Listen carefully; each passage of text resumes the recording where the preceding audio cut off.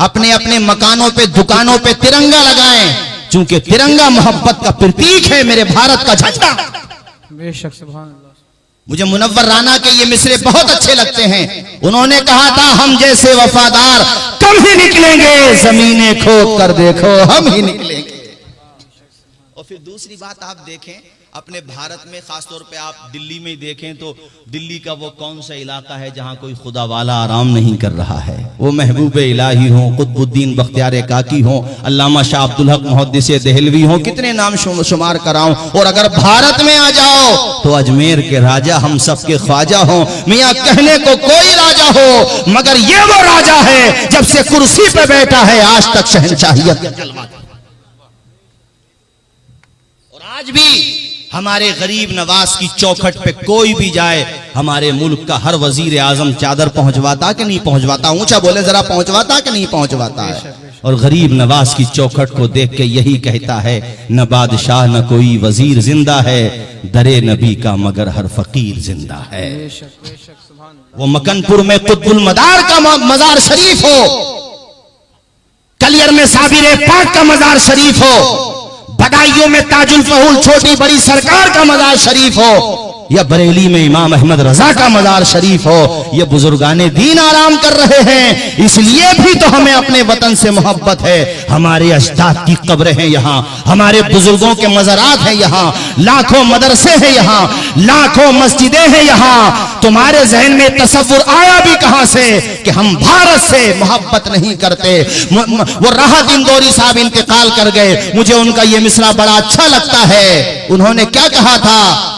ये सब धुआं है, कोई आसमान थोड़ी है, सभी का खून है शामिल यहाँ की मिट्टी में, किसी के बाप का हिंदुस्तान थोड़ी है। सुभान अल्लाह। मुफ्ती जफर नूरी साहब वहीं से फारिग हैं और वो वाकई एक बड़े अच्छे शायर थे, अब तो इंतकाल हो गया उनका।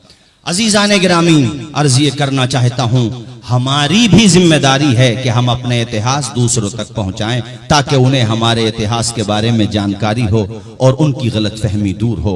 और इसके लिए मुसलमानों, हमें और आपको सबको, मुसलमानों का हुआ, खास तौर पे बहादुर शाह जफर का हुआ, चूंकि वो आखिरी शासक थे। उनको मंगोल की जेल में कैद कर दिया गया, जिसको बर्मा म्यांमार कहते हैं, वो भारत का हिस्सा था, उस वक्त कैद कर दिया गया। लेकिन आप देखें, उनके सामने जब अंग्रेजी साम्राज्य के तवागीत और उस वक्त के जालिम संवैधानिक कुर्सियों पे बैठे हुए कारी अब्दुल रशीद साहब हौसला देके बहादुर शाह जफर का उनके सामने आकर के मजाक उड़ाते और कहते, दमदमे में दम नहीं, खैर मांगो जान की, ऐ जफर ठंडी हुई देख हिंदुस्तान की। तो वो मुजाहिद आजादी, मैं बहादुर शाह जफर की बात कर रहा हूं, जिसको माजूल कर दिया गया, जो पसे जिंदा भेज दिया गया। मगर हौसला देखो, ये नबी के गुलामों का हौसला देखो, जब सामने वाला मजाक उड़ाते हुए कह रहा था, ऐ जफर दमदमे में दम नहीं, खैर मांगो जान की, ऐ जफर ठंडी हुई देख हिंदुस्तान की। तो बहादुर शाह जफर ने शेर की तरह गरजते हुए कहा था कि गाजियों में बू रहेगी जब तलक ईमान की, गाजियों में बू रहेगी जब तलक ईमान की, तख्ते लंदन तक चलेगी देख हिंदुस्तान। नारे तकबीर, नारे रिसालत, उलमाए अहले सुन्नत, जश्न मदार आजम कॉन्फ्रेंस, नारे तकबीर, नारे रिसालत। यार